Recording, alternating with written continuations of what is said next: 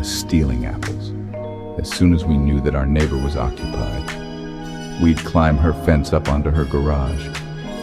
Nothing tasted better than a stolen apple.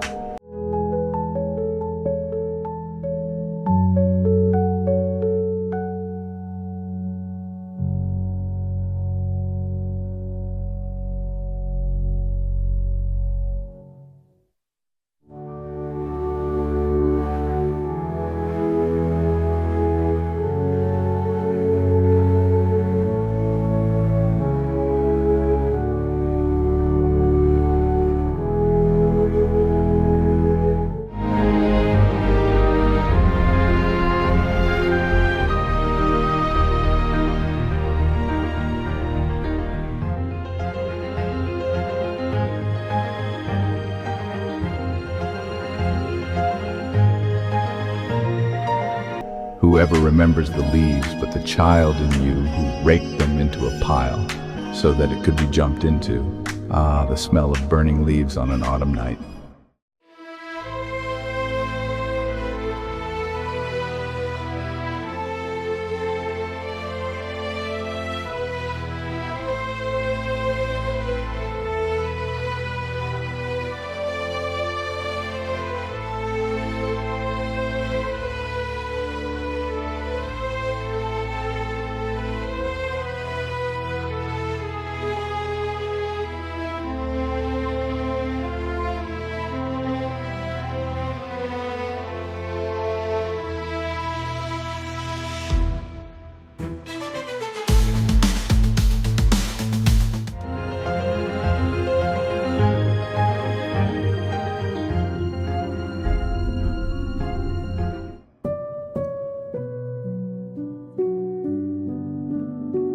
Men always wore hats in the old days.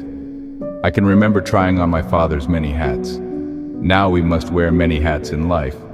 As for Dad's hats, they're all old hat now.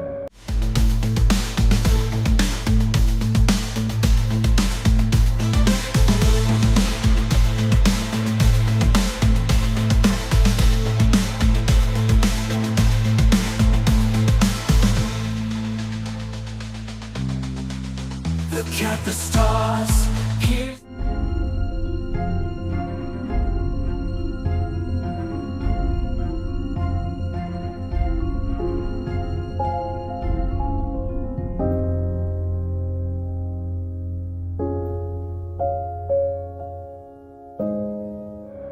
We began fixing the stone wall by filling the gaps from the rocky rubble, putting one stone on two and two stones on one. For stability, sometimes having to jiggle them or turn them upside down to gain a better fit.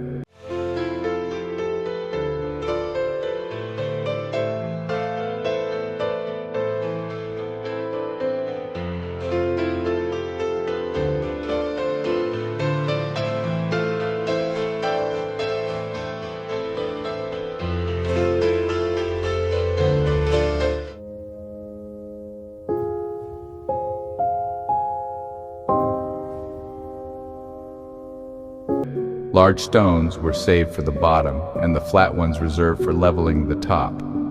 Odd-shaped stones formed the middle section and had to be twisted and tilted as in a Tetris game until they fit snug.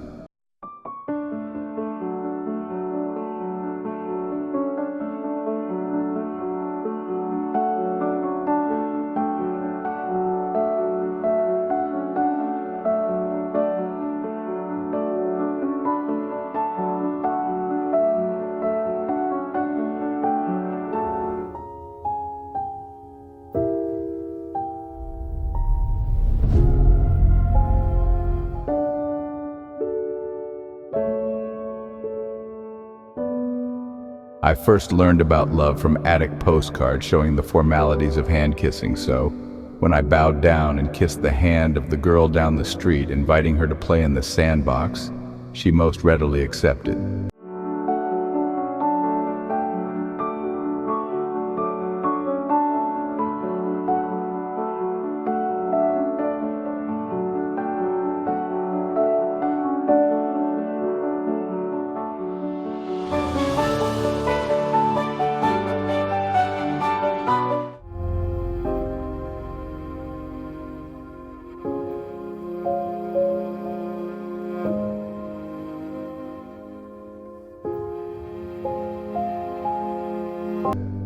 I found an old sepia print of a young lady.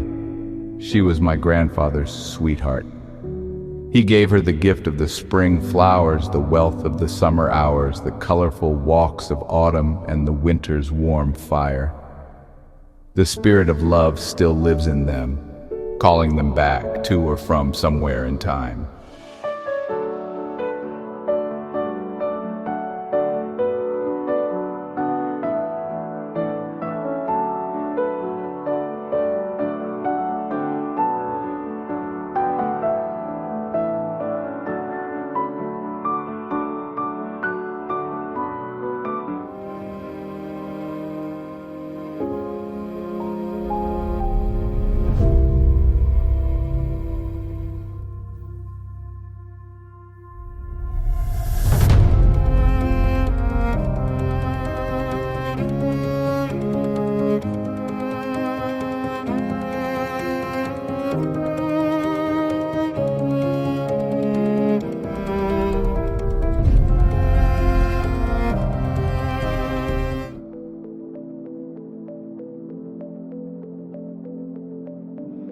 We had to sit through the Catholic Latin Mass, most of which time was spent either looking over the minute details of the person ahead or nudging someone's shoe or lunchbox along the floor until it had quite disappeared.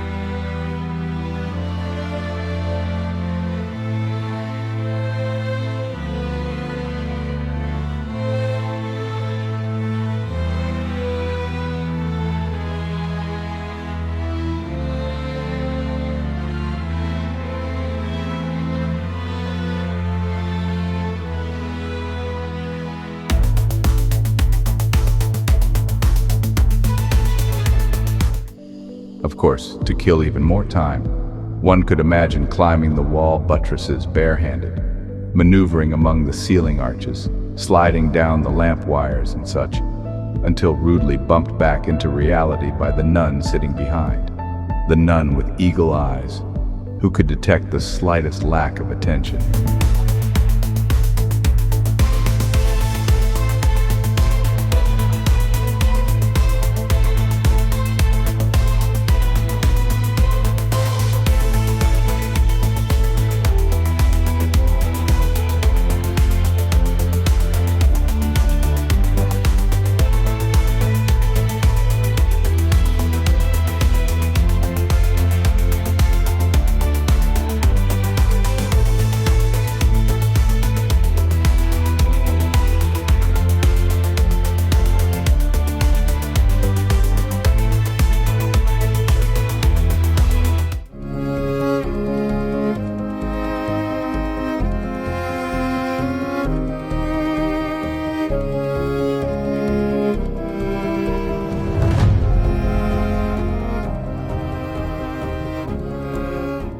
Yes, a Mass was a long and difficult time to suffer, especially the endless periods of kneeling, but it was the tasty dreams of milk and honey donuts that carried me through.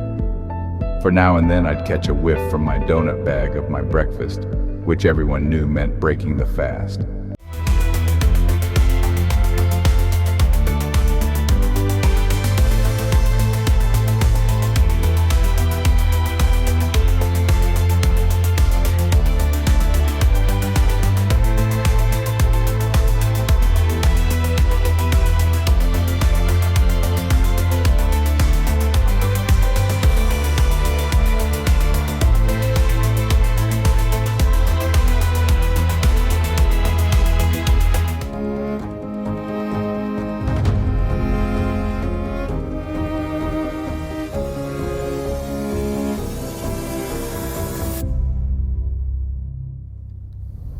I also had, from Bill and Betty's store, some of those penny candy sheets, the long, narrow ones with about 30 rows of 3 dots of candy across. The kind of candy that you could never seem to cleanly remove, and so you always had to ingest some of the paper lining as well.